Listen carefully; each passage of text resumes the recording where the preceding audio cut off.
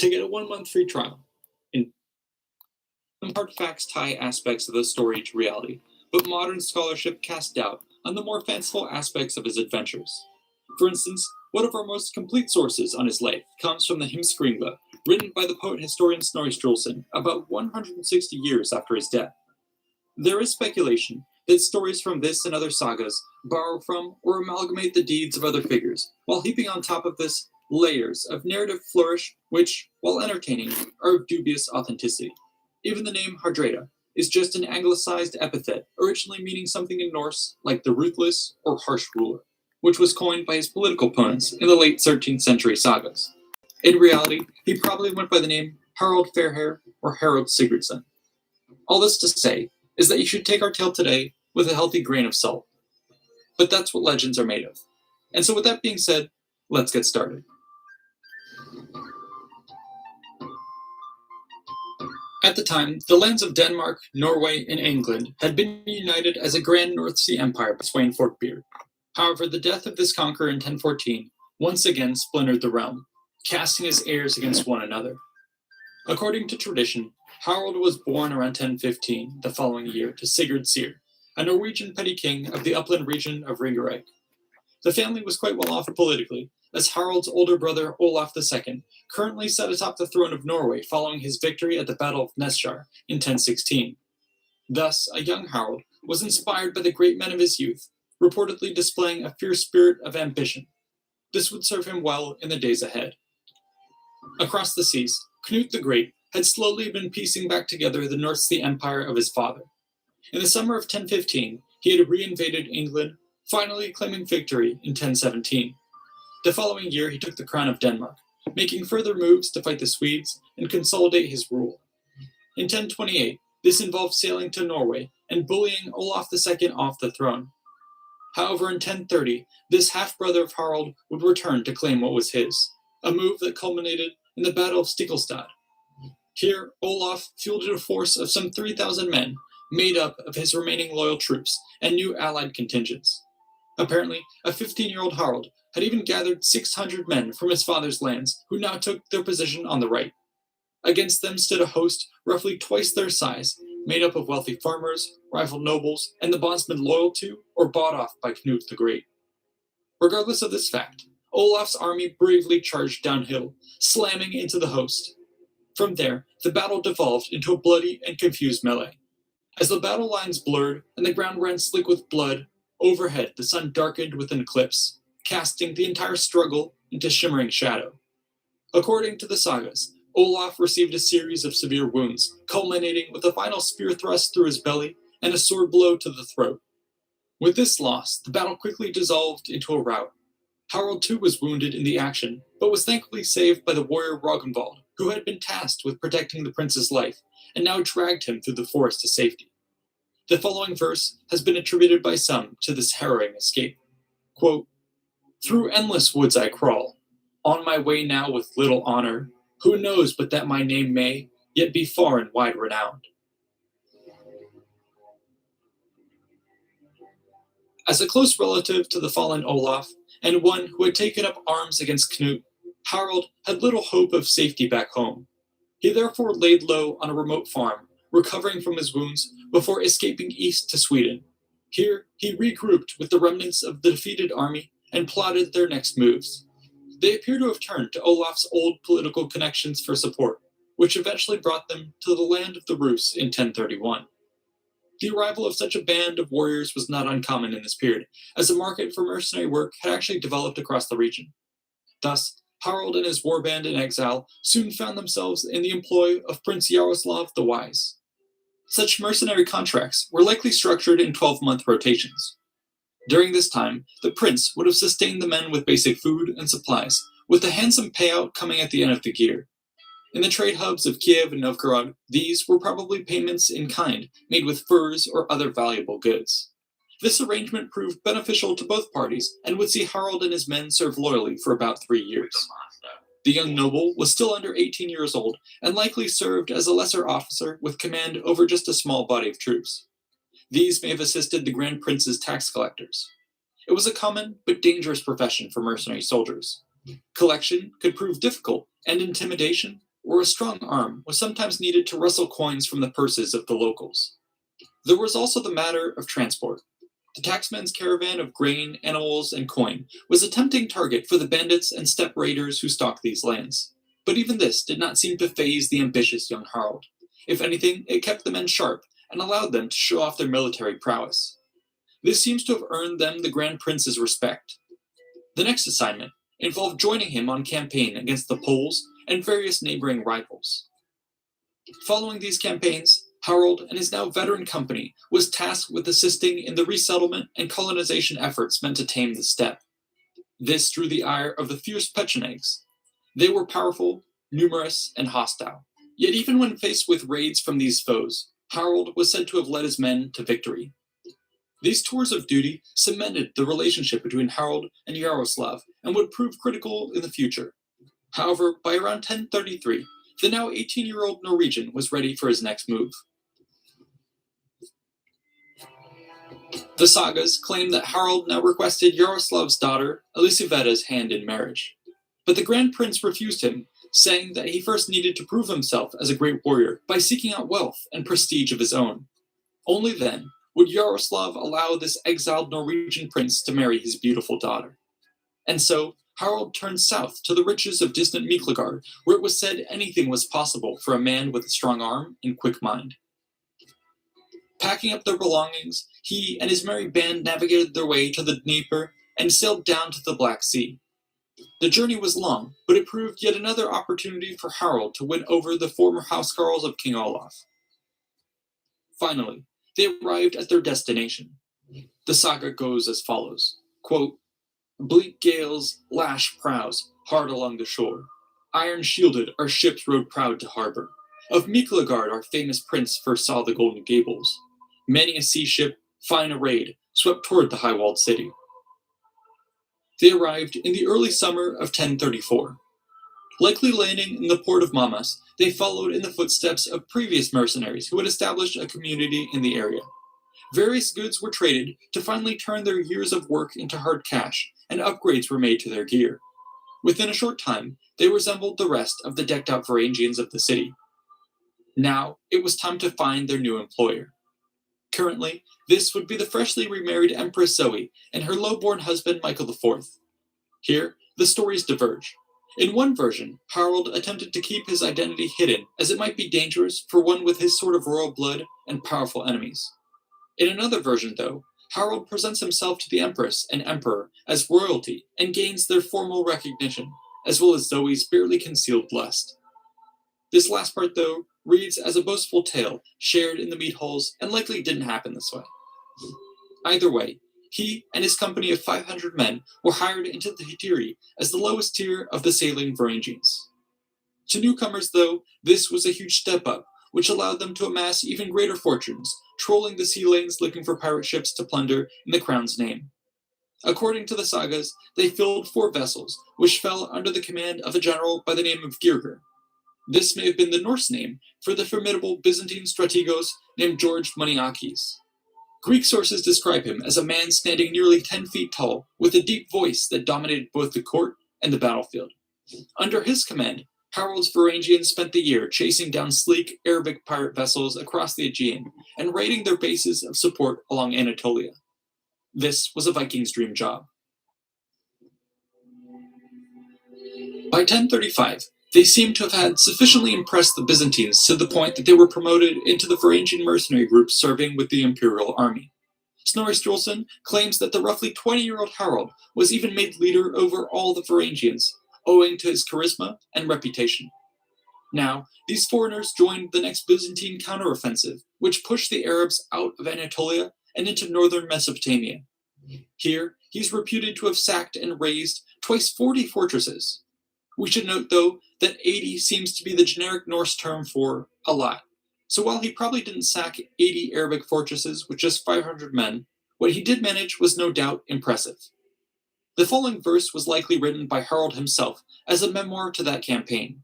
Quote, "One other time there was, when I reddened blades from my homeland, the sword singing in the Arab town, and yet that was long ago." For the next 7 years, Harold would find himself in the thick of every major imperial campaign across virtually every frontier, from the great war fleet sent to recover the lands of Italy and Sicily in the west, to the wars against the Serbs, Bulgarians, and Pechenegs in the north. He is also reported to have been commander of a mission to Jerusalem, escorting masons and architects who had been dispatched by the emperor to restore the Church of the Holy Sepulchre and to fight various battles in the area. All of this action would be the fodder of later skalds, who would sing of the endless adventures of Harold the Ruthless, the Hammer, the Thunderbolt, the Bulgar Burner. Diving further into our sources, you also find all kinds of amazing stories about his adventures. For instance, while campaigning in Sicily, there was a series of 4 castles, each of which Harold endeavored to take by different ploys. At the first castle, he is said to have observed the coming and goings of small nesting birds from the fortifications. These he ordered his men to catch. They then tied burning material to their backs, released them back to their homes, and watched as hundreds of fires broke out across the thatched roofs of the castle, precipitating its surrender. At the second castle, Harold and his men found a hidden place behind a stream and dug a long tunnel beneath the fortifications. When the moment was right, his men then removed the final bricks above them, bursting into the midst of a feast and taking the place by storm from within. At the third castle, both attackers and defenders found themselves in a drawn-out stalemate. During this time, Harold had his men disarm and play games out in the open, just out of bowshot. This routine habituated the guards to their innocuous activity. However, one day, the Varangians went to their game with hidden weapons. At a sudden command, they dashed for the gatehouse, gaining control after a confused bloody melee and allowing the rest of the army to flood in. But to take the fourth and largest castle required the greatest ruse of all. What happened is that when Harold fell ill, rumors on both sides abounded that he was on the verge of death. One day, the Varangians announced his passing and parleyed with the priests of the castle to have him buried inside the local church. These agreed, believing that this would bring them great wealth of presents in exchange. Thus, a small procession was allowed to carry the coffin of Harold within. However, the commander was very much alive, and once inside, the group drew their weapons, striking all those around them, and using the coffin to prop open the gates for the rest of the Varangians who swiftly followed to take the keep. Through these campaigns, Harold's fame and wealth grew to unprecedented heights, with his vast hordes of plunder being sent back for safekeeping in the lands of his friend and ally, Yaroslav the Wise. Yet his fortunes would take a sharp turn at the end of 1041. Michael IV died in December, leaving behind his nephew, Michael V, to rule alongside Empress Zoe. The new emperor, however, was quick to make enemies, countermanding many of his late uncle's decisions and coming into conflict with most of the powerful figures of the realm. Among his targets was the 27-year-old Harold Hardrada, who was thrown in prison. The charges vary among our sources, ranging from that of defiling a noble woman to committing murder, or yet the worst sin of all, defrauding the emperor of his treasure. Around this same time, just 4 months into his ascension, Michael also deposed his aunt, the beloved Empress Zoe. This proved too much for the people of Constantinople, who erupted into revolt. Church bells soon rang out as the Patriarch of Constantinople called the city to arms. In the streets, the citizens bayed for blood, howling for the return of their empress. This must have brought a smile to Harold's face as he sat in his dark cell, listening to the riots beyond, and perhaps even singing a gleeful tune. But the emperor would not go down without a fight. His grand domestic, the commander-in-chief of the army named Constantine, leapt into action. Troops were mobilized to contain the flames of revolt and defend the imperial palace. Armed with his own cohort of Varangians, as well as units of bowmen and ballistas, the streets leading to the emperor's quarters were locked down. Meanwhile, a dispatch was immediately sent to recall the exiled Empress Zoe, in hopes that her reappearance would cool the situation. The surrounded bodyguard of the emperor managed to hold the line for a few more hours, until being reinforced in the evening by veteran units who cut their way through the crowds. Night set upon a city under siege. A rising sun brought hope to the emperor. However, this would be dashed with the escape of Harold from prison. The sagas disagree with the manner of his escape, but the end result was the same. Now freed, Harold took a stand with the rioters. His release acted as a lightning rod for the opposition, rallying his followers and even turning loyalist Varangians of the city away from the emperor. Together, These shock troops now smashed through the remaining imperial cordon in a three-pronged assault. The streets to the palace were blown wide open, and soon a flood of looters and rioters crashed upon the inner gates. In this frenzied chaos, it was reported that 3,000 people died. At the fore of this human wave were Harold and his Varangians. According to legend, these burst into the imperial bedchambers. Harold himself is said to have grabbed a panicked Michael, castrating the emperor before blinding him, but rather than commit regicide, he tossed the still breathing victim to the ground, abandoning him to his fate. Another account tells of how the emperor actually fled the scene to a nearby monastery, only later being discovered and blinded by a furious crowd, who handed him over to the Varangians. In the aftermath, Empress Zoe was restored to the throne. Harold, though, sensed that the situation was too hot for him and requested permission to return home to Norway. When this was refused, he again took matters into his own hands. A saga tells of how one night he and the Varangians scrambled to collect their goods, even breaking into the imperial apartments to kidnap the sleeping empress's niece before running off down the halls. They then hurried to the Varangian docks, commandeered a pair of galleys, and rowed off. Yet while the Northmen had outrun the alarm, they now came face to face with the great sea chains that blocked their exit. Undaunted, Harold would find a way. He ordered half of his men to the back of the ship, It's 7 hours. tipping its bow up, while the rest rowed as hard as they could. Thus, the ships ran up onto the chain itself. At this point, he ordered them all to run to the front. His own galley creaked and groaned, but finally slid past the tipping point, splashing into the water on the other side.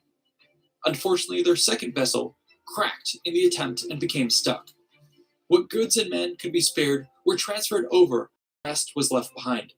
Meanwhile, the kidnapped princess was dropped ashore and given a farewell message to relay to the Empress Zoe. They were free.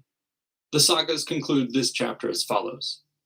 Past wide plains we flew, a dauntless never-wearied crew. Our Viking steed rushed through the sea, as Viking-like fast, fast sailed we. Never, I think, along this shore did Norsemen ever sail before. Yet to the Russian queen I fear, my gold adorned, I am not dear.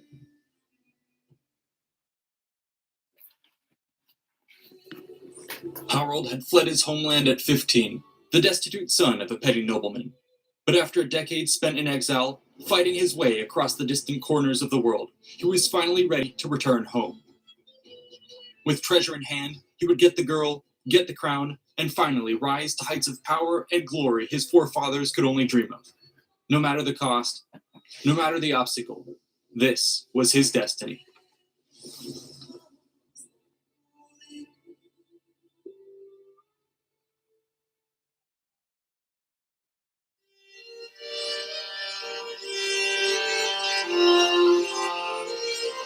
Upon slipping past the great chains of Constantinople, Harold and his men sailed north to claim their destiny. Their first stop would be in the land of the Rus. Here they would find refuge in the embrace of their ally Yaroslav and be able to collect the years of accumulated treasure he had banked for them. Harold would also be able to make good on the deal he had struck with the great prince nearly 10 years ago, that he could marry the Princess Elisaveta if he could make a name and a fortune of his own. In this regard, the now 27-year-old Harold had exceeded all expectations. By any measure, he was worthy. Yet the sagas claim that he was nonetheless nervous, writing 16 songs on his journey north, all of which ended with the following lines. Yet to the Russian queen I fear, my gold adorned, I am not dear. Luckily for the young Norwegian, these concerns proved ill-founded. Yaroslav greeted his arrival with open arms, and a wedding was soon in order. Few details remain, but it must have been a grand affair, featuring a fascinating blend of Rus, Norse, and Christian traditions. There was much to celebrate, and it's sure that tales and treasures flowed like wine that night. Shortly after all parties had sobered up, they began to plan for their next moves. For Harold, this meant making a play for the throne back home, while for Yaroslav, this meant expanding his empire. In these matters, the two would help each other out. The Grand Prince had already done much, but was prepared to offer the additional political and military support necessary to achieve the exiled Norwegians' aims. But this was not merely out of the goodness of his heart. Such assistance was an investment. In the short term, this likely meant getting from Harold valuable insight into the inner workings of the Byzantine military, its strength, weaknesses, and overall disposition. While the sagas say that the former Varangian guard still held the empire dear to his heart, it seems that his loyalties ended with his last contract. The fact that Yaroslav would launch a campaign against Constantinople itself shortly after Harold's arrival is a likely indication of how much actionable intel was shared.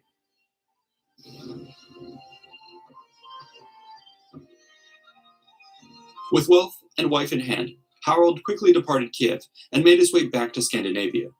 He arrived in the winter of 1045.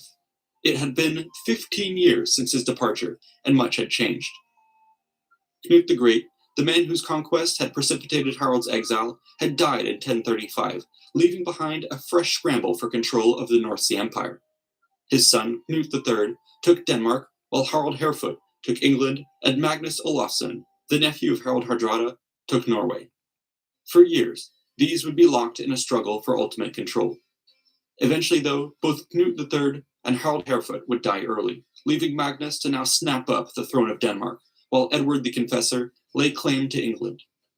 News of such turnings of the throne were likely what had given Harald Hardrada such urgency in his homeward journey. The returning prince's ship was said to have first docked in Sweden, its overflowing cargo of gold unbalancing it at the moorings. Here, Harold would plot to overthrow Magnus. This would be done by negotiating the backing of the Swedish king, while joining forces with the exiled Danish noble Sweyn Estridsson.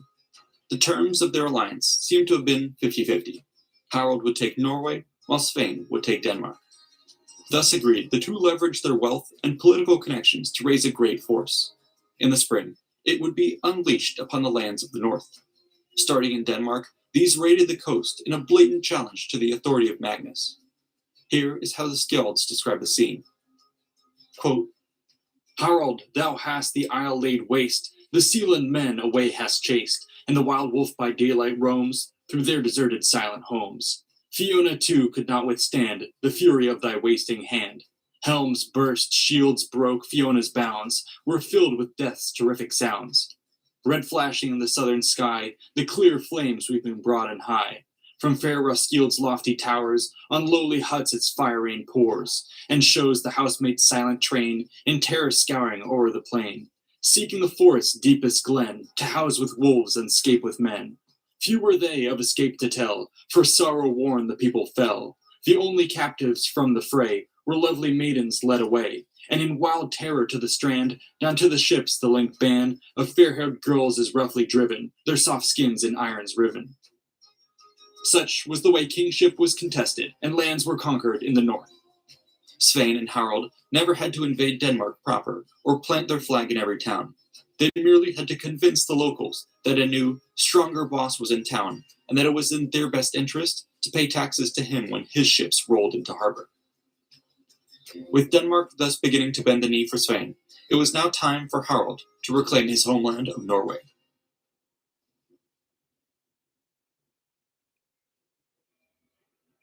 At the time of Harald's return, Magnus had been abroad on campaign. However, upon hearing word of the threat to his realm, the king quickly returned with the full force of his fleet and army. Uncle and nephew now prepared for a bloody civil war. Many feared the fallout of such a confrontation, with the author Theodul writing the following, quote, My hopes are fled, no peace is near. People fly here and there in fear. On either side of Sealand's coast, a fleet appears, a white-winged host. Magnus from Norway takes his course. Harald from Sweden leads his force. Thankfully, advisors managed to bring the two of them to the peace table before further blood could be shed. Ultimately, this meant devising a power-sharing agreement in which both men would serve jointly as king and split their treasuries. In theory, it was a good deal. Magnus traded power for money, while Harald traded money for power. Each got what they wanted, without shattering the delicate nature of the Northern Empire. The arrangement began amicably at first, with the two regions sharing many feasts together and touring the countryside in a show of unity. However, for men of such ambition, it was not long before they began to quarrel. But for now, at least, this could be put aside in favor of tackling their common rivals. In light of this news, Sweyn to the south had grown restless. It was said that he and Harald had had a falling out, and that the latter only narrowly avoided an assassination attempt by placing a dummy in his usual place of rest. Now that Harald was apparently co-ruler with Magnus, Sweyn figured it was only a matter of time before the two turned on him. These suspicions proved well founded, as the northern pair would sail against Denmark in 1047. Yet the campaign would come to a screeching halt with the sudden death of Magnus. He had been without an heir, and in his last days supposedly decided that the lands of Norway would pass to Harald, while the lands of Denmark would remain in the hands of Spain. A cruel way to twist the knife even after death. But the wishes of the dead matter little to the bold.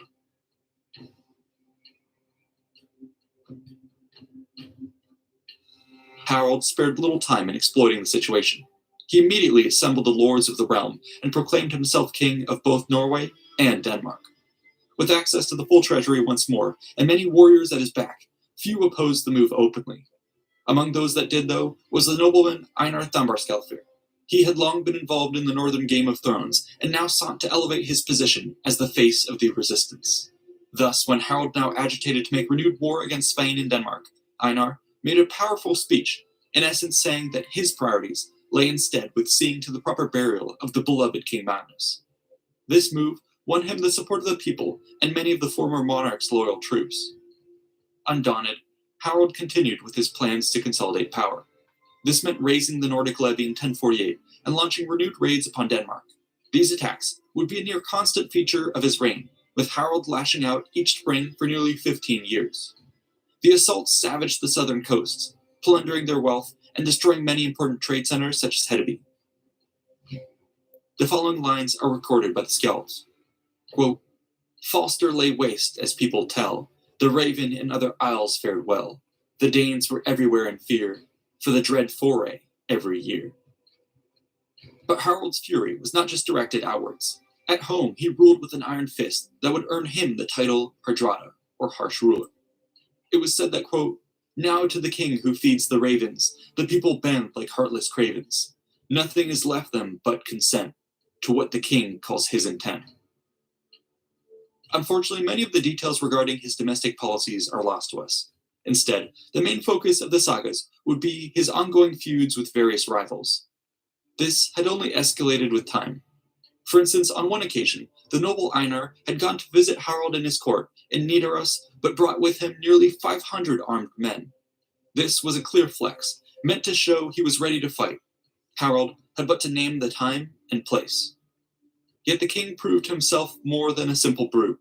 With cool nerves, he refused to flinch or take the bait. But in his mind, a scheme was hatched that would make Loki proud.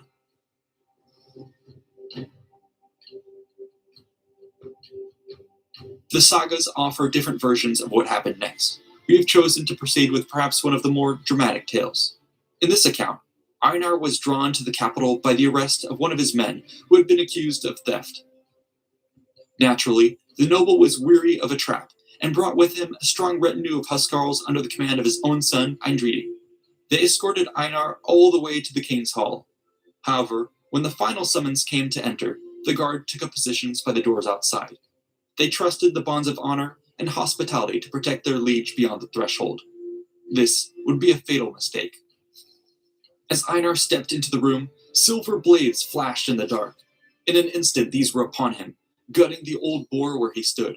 Eindridi, hearing the commotion, rushed after his father with sword in hand.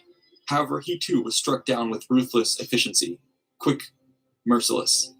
Meanwhile, the remaining huscarls outside were surrounded. Now leaderless and without hope of escape, they surrendered.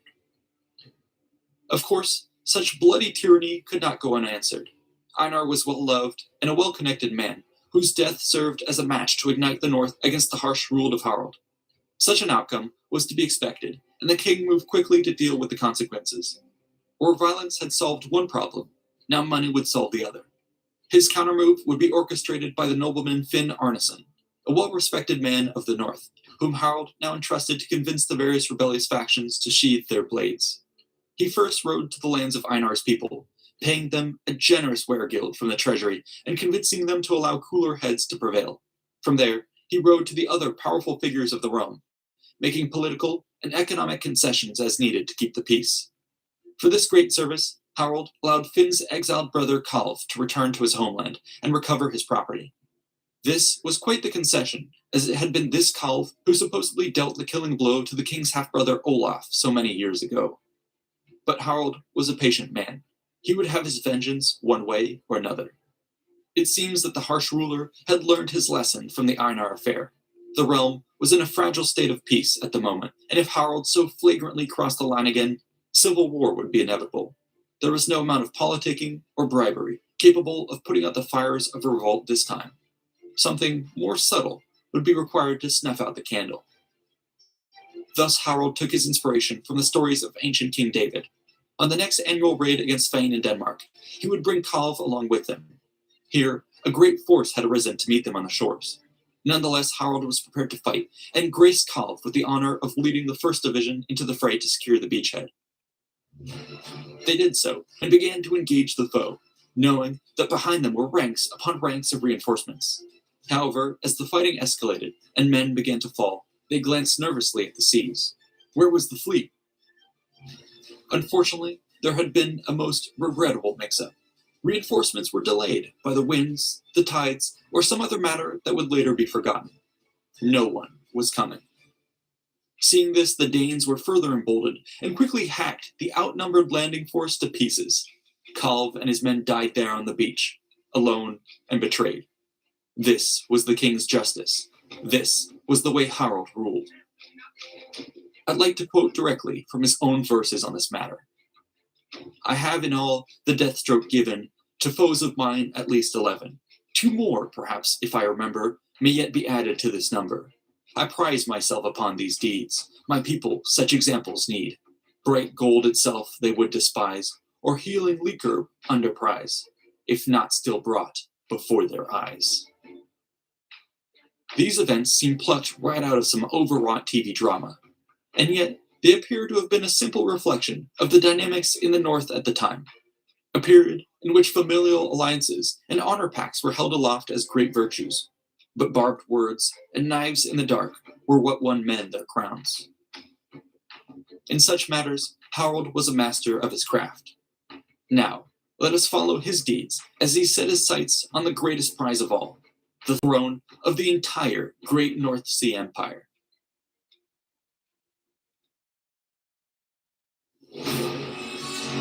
After 15 years of exile, Harald Hardrada had finally returned home to cash in on his hard-earned gold and glory.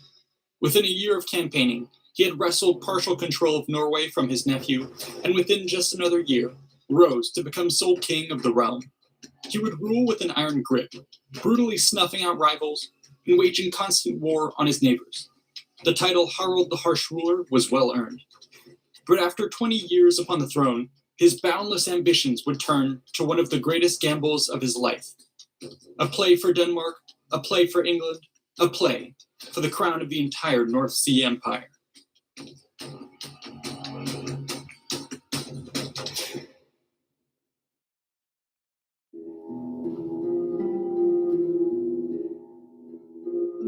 Harald Hardrada had finally taken full control of Norway in 1047.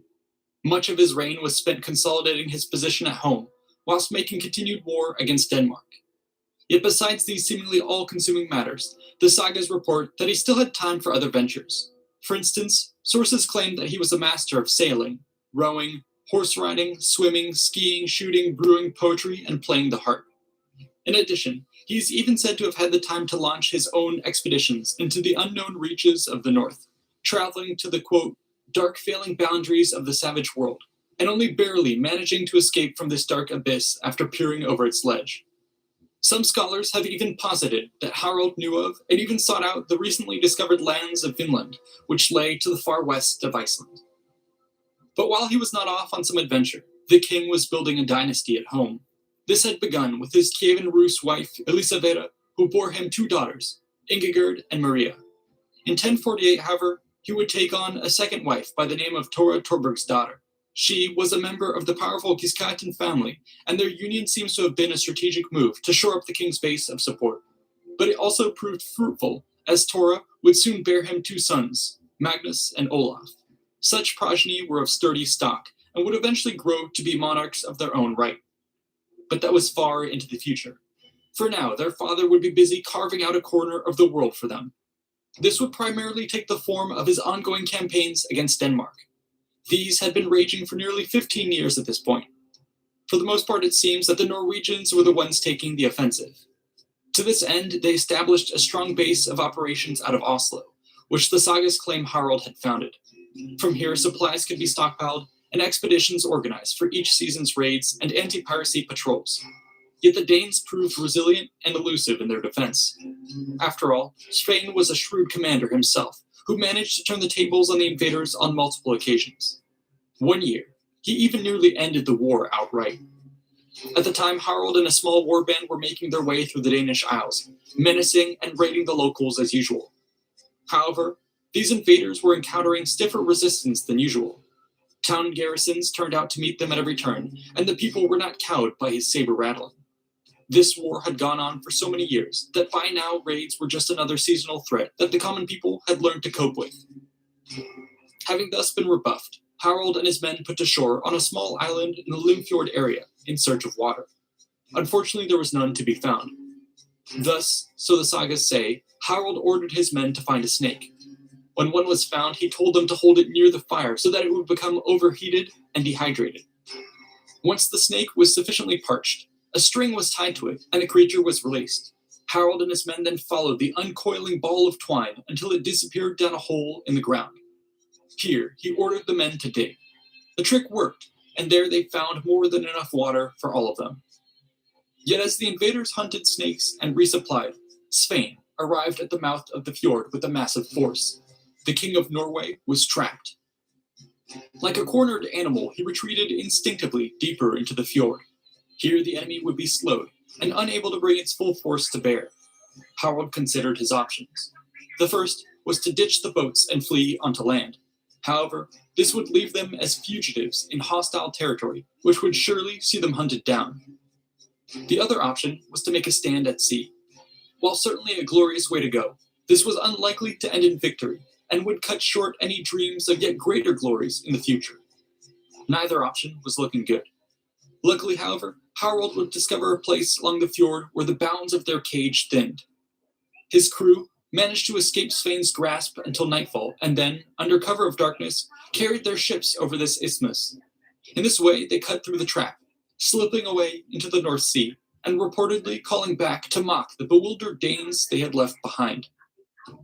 Such was the interminable game of cat and mouse which defined this war. Ultimately, these raids and counter-raids were draining to both sides, but both leaders were too prideful to simply let the matter go. There had to be a winner.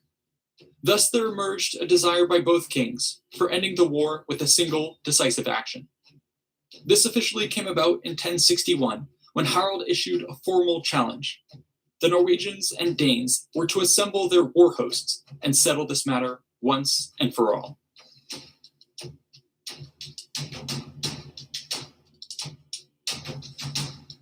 In anticipation for this climactic fight, Harald commissioned a new flagship meant to demonstrate his wealth and power. This pride of the North would take its place at the head of a formidable army. If this was to be the final battle, Harald would take no chances. The great king therefore bent his considerable might to levy the whole of Norway. It took them the entire winter to gather. But finally, one spring day, the might of Norway sailed down the river Nid and went to meet the Danes in battle. The sagas recall these events as follows. It was upon a Saturday, ship tilts were struck and stowed away, and past the town our dragon glides, that girls might see our glancing sides. Out from the Nid brave Harald steers, westward at first the dragon veers. Our lads together down with oars, the splash is echoed round the shores. Their oars our king's men handle well, one stroke is all the eye can tell. All level o'er the water rise, the girls look in sweet surprise. Such things they think can ne'er give way, the little know the battle day. The Danish girls who dread our shout might wish our ship gear not so stout. 'Tis in the fight, not on the wave, that oars may break and fail the brave. At sea, beneath the ice-cold sky, safely our oars o'er ocean ply. And when at Throndheim's holy stream our 70 cars in distance gleam, we seem while rowing from the sea an urn with iron wings to be. Making up this grand fleet were a variety of ships. Though they ran the full spectrum in size and complement, scholars have roughly grouped such Norse vessels into classes. The smallest were the Carvey longships. Roughly 20 meters long and boasting around a dozen crew, they were used as a general-purpose vessel for ferrying supplies or handfuls of troops. While these ships occasionally saw combat, They were usually reserved as a support role. The Snakeya longships, meanwhile, were about 25 meters long, with a crew of around 40, which served as the standard warship for most of this period. The Skade longships were larger warships, which ran about 30 meters long and might have had crews as high as 80. They were the true heavy hitters of combat, meant to overwhelm the enemy through brute force. The final tier of warship were the Drakkar, or dragon longships. Though none have survived, our records indicate that they were ornately decorated and may have extended as far as 45 meters, with crews easily over 100. We are told that when Harold sailed to the appointed battlefield, he did so with the force of around 150 professionally manned warships, with another roughly equal-sized complement of non-professionals, and yet more support troops. However, when the appointed time of the showdown came, Spain was nowhere to be seen. Harold took this as a sign that the Danes were scared of a fight and were instead busy mounting a defense. Having thus won the battle out of forfeit, he dismissed the non-professional troops to return to their farms for the season. No need to incur economic losses at home or slow the veterans down from the raiding they would soon unleash upon the Danish lands. However, just as Harold's forces slipped over the horizon, a new set of sails appeared. Spain had arrived. He brought with him 300 ships, twice that of the remaining Norwegians. It's a number far too convenient to take at face value, but nonetheless, we can assume that the Danes held some measure of numerical superiority. Many of Harold's captains urged him to fall back. No honor compelled them to entertain such foul play. They should regroup with the fleet at home and try once more later. But Harold shut them all down. This was his chance to finally meet Spain face to face. Delaying would only let the Danish king slip away once more. The sagas state the following, quote, "With falcon eye and courage bright, our king saw glory in the fight. To fly, he saw, would ruin bring on them and him, the folk and king. Hands up the arms to one and all, cries out the king will win or fall. Sooner than fly, heaped on each other, each man shall fall across his brother." And so he signaled the fleet to deploy for battle.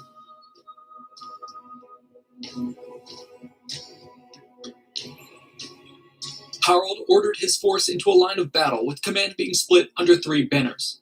In the center was the king himself, with his retinue of professional troops. Jarl Hakon Iverson and his personal levy commanded the right, while the Trondelag men held the left. All were grizzled veterans of many years, and Harold knew that his best shot at victory was to force a fight in close quarters. Thus, he had the entire center of the formation lash their ships together.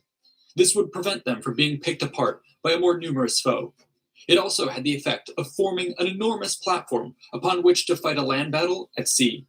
However, Harold also knew the dangers of immobility and left his wings, in particular that of Hakon, free to skirmish and form a protective screen along the flanks. Seeing this, Svein also began to lash his own center together, where he, his earls, and the bulk of the elite forces would be concentrated. Owing to the great numbers of the Danish forces, they had many more ships left over, which either added depth to the front line or were used to form a vast screening force on the flanks. It took hours for both sides to finish their preparations. We're told that while the fleets had come into visual contact in the early morning, it was not until mid-afternoon that battle commenced. This must have been a dramatic affair. Initially, the free-rowing vessels would have darted forward and begun to trade blows at a distance, giving cover for the great lines of lashed ships to slowly paddle towards one another.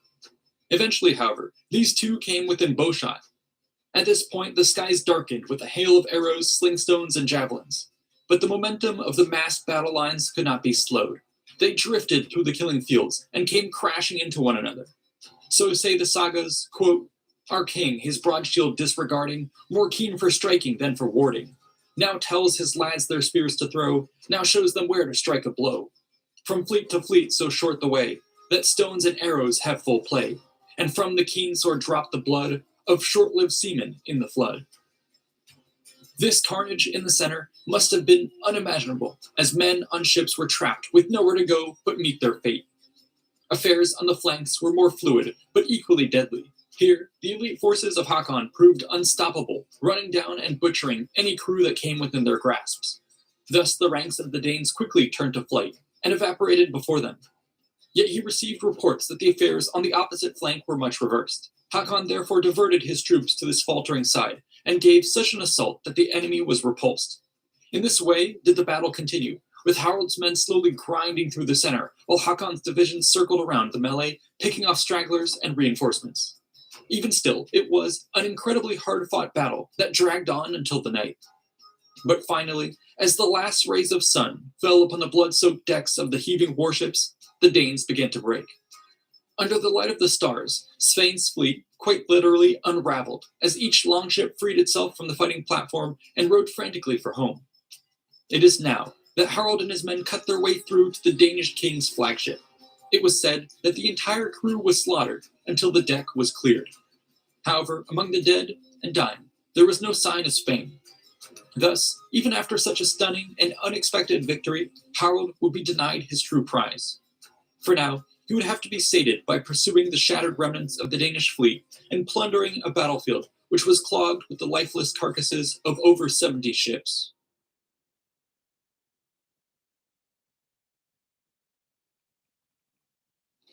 In the aftermath of battle, Harold made an attempt to press his campaign, but received word that Spain had made it back to the mainland and was marshalling a great force of survivors and reinforcements. The Norwegians had just won against great odds, but asking them to repeat such a miracle was courting disaster. Harold therefore chose to retire with his head still held high. Though the people praised him for the victory, it was said by many that Hakon was the true hero of the battle. This began to chip away at the king's nerves. However, he would truly lose his temper when a secret was revealed. Legend tells that several months later, it was among a group of men drinking that one of Hakon's soldiers let it slip that it was his liege who had shown Svein clemency and brought him safely to land. This admission quickly made its way through a series of informants to the king's ear. Immediately, he summoned 900 men and rode night and day to kill the traitor. Luckily, Hakon had his own informants who tipped him off and allowed him to escape into the night. A fuming Harold wished to make an example of the disloyal subordinate and is said to have attempted to collect taxes in the upland region, making it his. These responded by renouncing their allegiance to the king, and a revolt broke out. It is perhaps due to this unrest that Harold was forced to abandon his quarrel with Svein and sign an unconditional peace. Thus, after nearly 2 decades of fighting, they agreed that everything would remain as it had been before the war ever started. This allowed Harold to return to his troubles at home. The iron-fisted tyrant burned farms, raided villages, and pursued Hakon, ultimately crushing the former vassal in a pitched battle in southern Sweden. This latest wave of suppression, coupled with the Danish treaty, finally led to a moment of some peace. The kingdom was once again firmly under Harold's control, and he could now steer it as he saw fit. Naturally, this would mean renewed war. But it was not to be to the south that he now turned. Rather, it would be to the west, to England, that his ambition strove. Thus, in 1066, Harold launched one of the greatest invasion fleets the North had ever seen. As Norse boots hit English soil, they would embark on the last great campaign of this legendary ruler that would see him forever etched into the history books.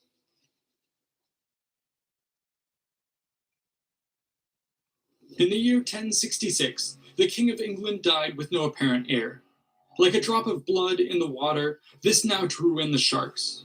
Among the fiercest of these would be King Harald Hardrada of Norway. A veteran of countless campaigns, with the full might of the North at his back, none could be counted his equal. The throne of England would be his.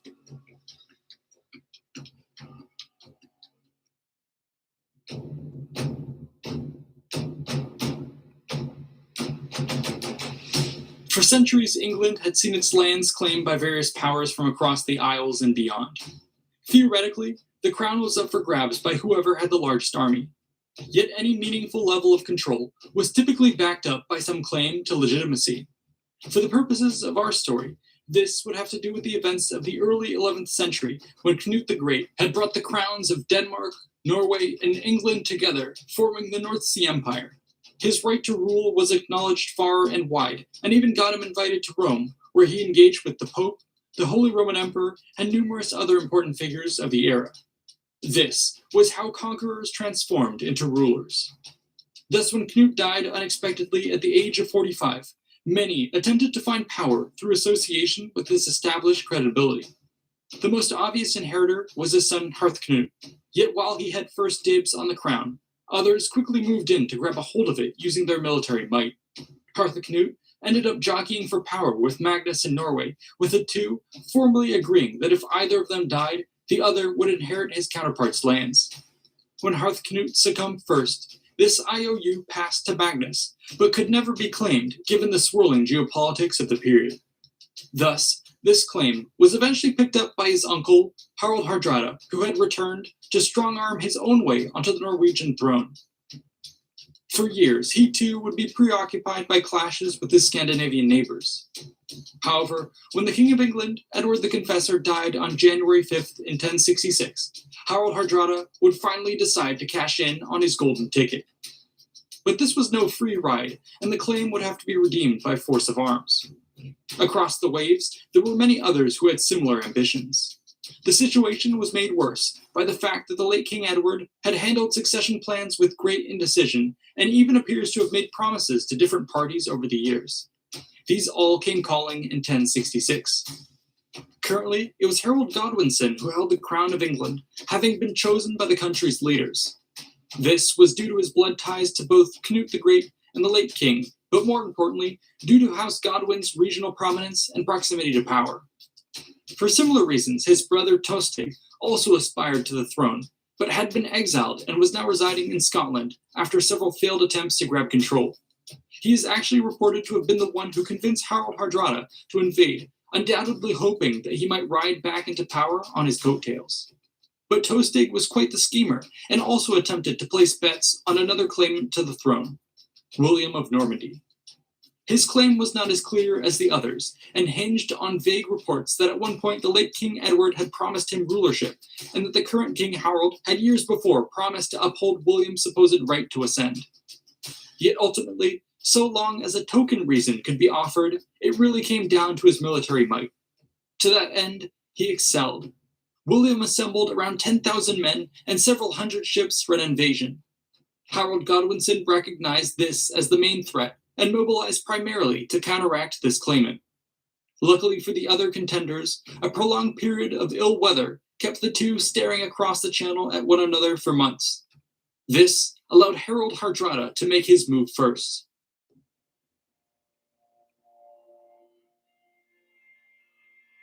Starting in March and lasting around 6 months, the Norwegian king mustered a grand invasion force. Numbering some 10,000 men aboard almost 300 longships, it was an impressive host, roughly twice the size of the great heathen army which had first carved out the Danelaw in England 2 centuries earlier. Finally, after all preparations had been made, they set off in September. Behind would be left his son Magnus, who acted as temporary king, along with his Norwegian wife Tora. With him, though, came his Kievan Rus wife Elisaveta, along with his remaining son Olaf and 2 daughters. The fleet first stopped in the islands of Shetland and Orkney. These were held by Norwegian forces who now resupplied the fleet and committed additional men to the invasion. Next, they sailed down the coast of Scotland, picking up 2,000 Scottish troops offered by King Malcolm III. After this, they rendezvoused with Tostig and his 12 ships at the mouth of the River Tyne. Finally, this combined invasion force sailed to the English lands of Northumbria to begin their invasion proper. Sailing up the River Tees, the army made landfall. The men splashed eagerly ashore, shaking off their sea legs and dreaming eagerly of the plunder that awaited them.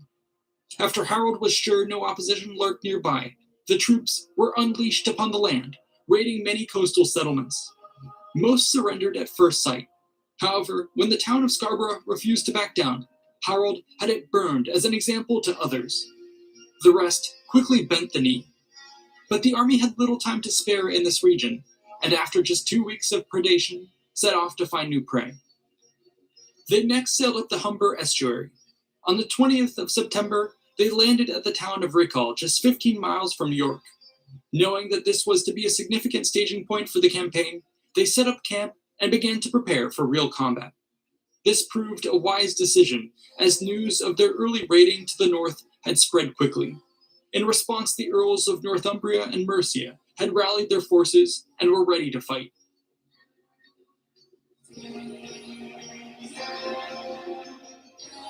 The two would meet near the village of Fulford, just outside of York. The English earls had a force of around 5,000 men, which was far smaller than that of the invaders. They therefore chose to secure a strip of land anchored between the River Ouse and a region of marshland with a ditch laid before it.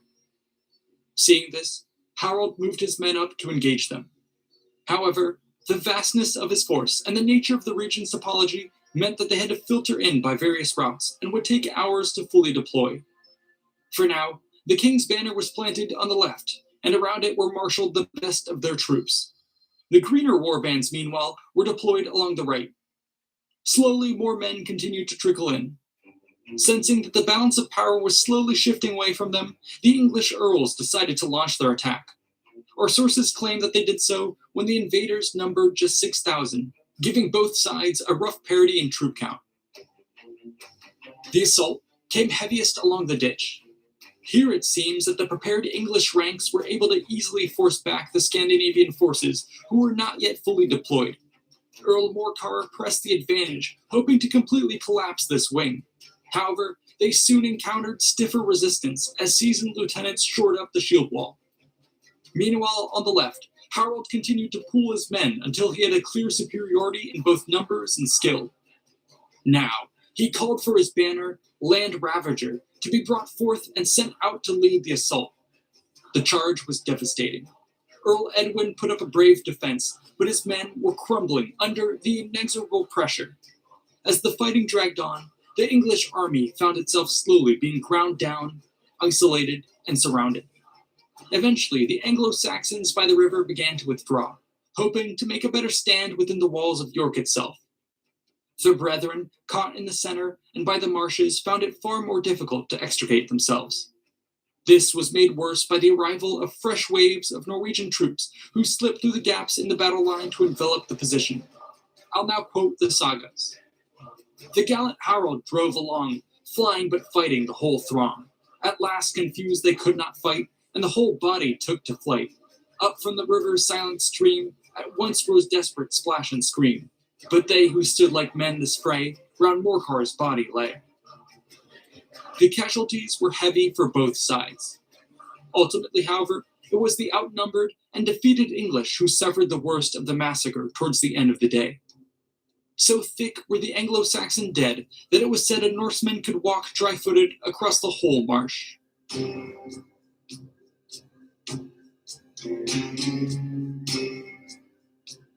In the aftermath, the people of the surrounding countryside either fled or flocked to supplicate themselves before a victorious Harold. York itself stood resolute for the time being. The invaders therefore advanced on the target and demanded its surrender. Harold's ally Tostig had connections in the city and used these to call a meeting of the people. Here, the Yorkmen apparently agreed to bend the knee and would send hostages to secure the deal. Arrangements were then made for a follow-up assembly where Harold would name officers to rule the town, set out new laws, and bestow fiefs to his men. Satisfied, he pulled the Norse army back to the nearby fleet at anchor to celebrate and recover. However, unbeknownst to the invaders, time was not on their side. Harold Godwinson had been kept well appraised of these events to the north and made the critical decision to confront the Norwegians before the Normans. It was an incredibly bold move that saw him force march his troops the 190 miles from London to York at a breakneck speed of roughly 40 miles a day. In just 4 days, they had arrived. Exhausted but intact, they entered York by night and resecured the city. The next morning, just a day after York had agreed to terms of new management, Harold Hardrada set off to claim what was his at the agreed-upon meeting point of Stamford Bridge. Completely unaware of the sudden reversal in fortunes, he ordered 1/3 of the army to remain with the ships. Among them were his family and various important lords. Likely they were already making a thorough accounting of the battle spoils and projecting what their profits would be like in the days ahead. Meanwhile, the troops on land were also in good spirits. It was an uncommonly fine day, with a hot sun gracing the lands. Because of this, most of the Norsemen were said to have left their armor behind. Shields, helms, sword spears, and bows would be more than enough to deal with any resistance the townfolk might give them.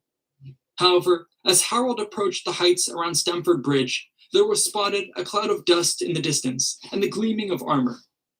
At first, it was thought that this might be nearby lords come to bend the knee. Alas, it was soon understood that their numbers were great and their disposition hostile. Somehow, some way, the King of England was here. This caused a panic among the lesser captains who advised Harold to retire. However, The harsh ruler had faced this sort of situation before and was not so easily scared off. Recall that at the naval battle of Nisa, he had chosen to stand and fight despite being outnumbered 2-1. In that case, his trust in the men was rewarded with a great victory.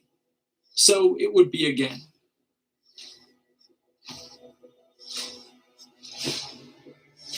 Harold Hardrada now ordered that land ravager be planted.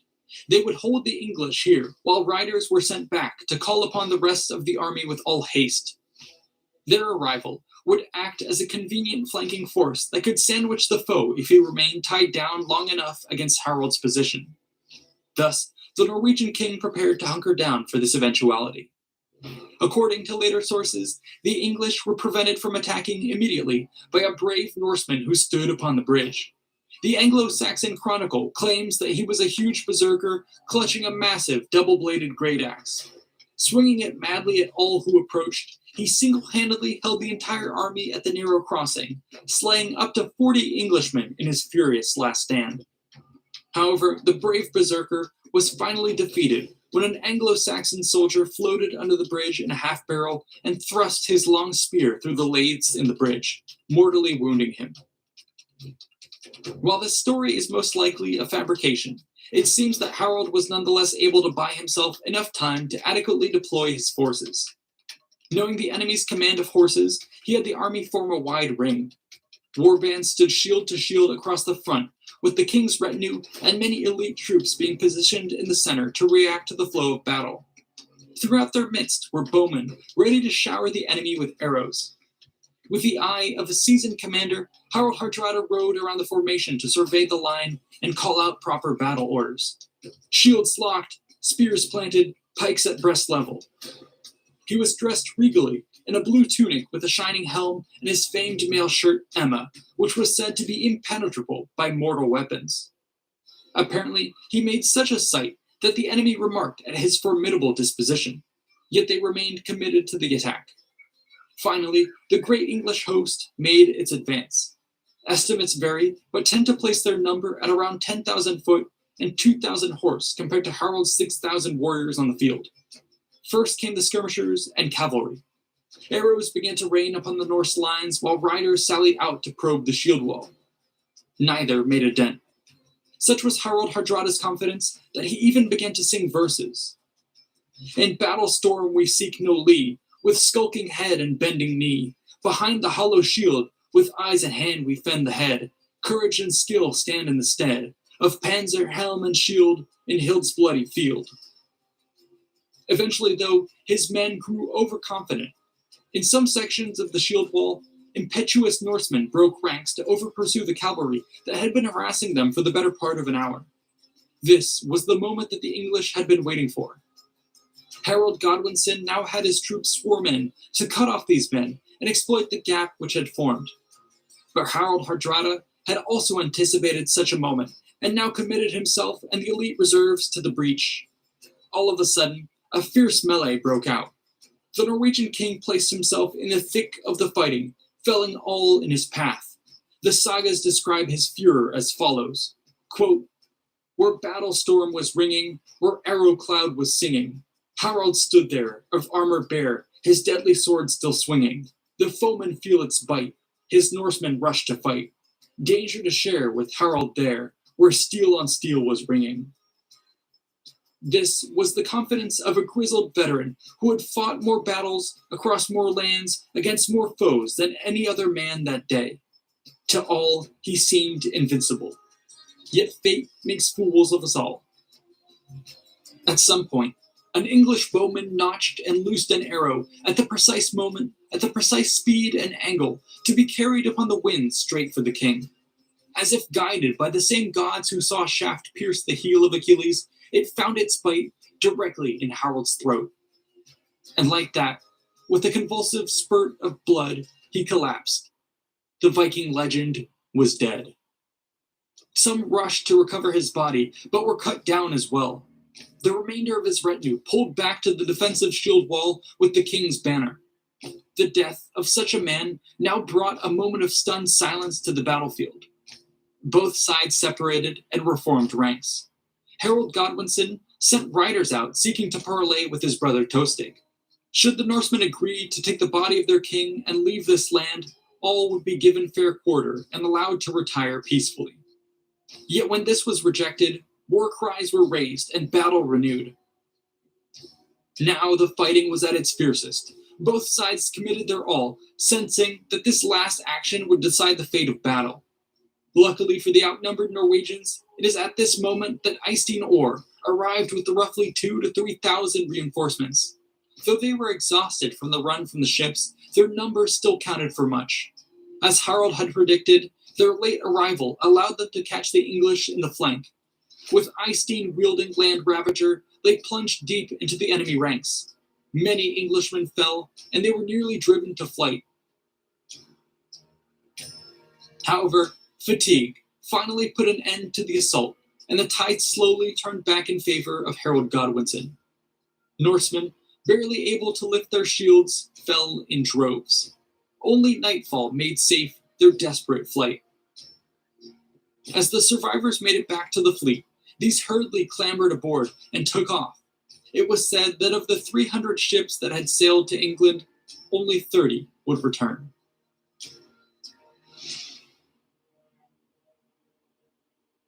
Tradition holds that the Battle of Stamford Bridge would be the last great battle of the Viking Age. For England, it was certainly a changing of the tides. Though the Norsemen were expelled, the effort proved so costly that they would be bested soon after by William's forces at the Battle of Hastings. Thus did the rule of England now fatefully pass to the Normans. Norway, meanwhile, would be ruled jointly by Harald's sons Olaf and Magnus.